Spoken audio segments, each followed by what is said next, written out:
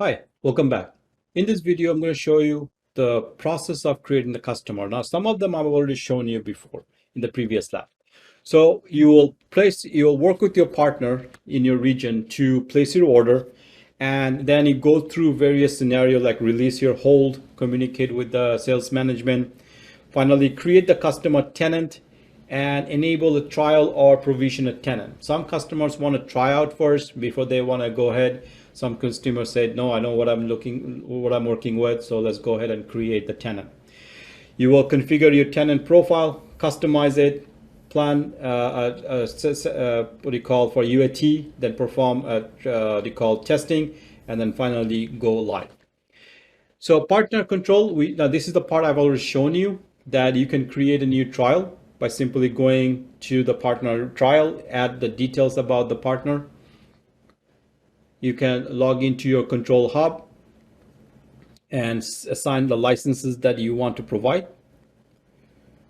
Again, you can see this particular partner does have a Cisco contact center ability, where other partners may not necessarily have that.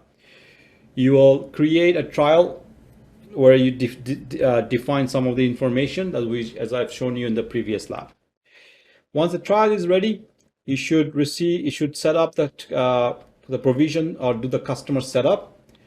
Simply going to set up the customers, start your billing information. Provisioning contact is the email that you provided in your Cisco Commerce order received, and partner may provide their own email address for provisioning contact.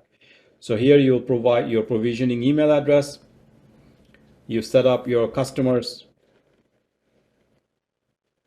and this is where customer will get a welcome message. Now this is of course related to contact center, not necessarily the WebEx calling, slightly different.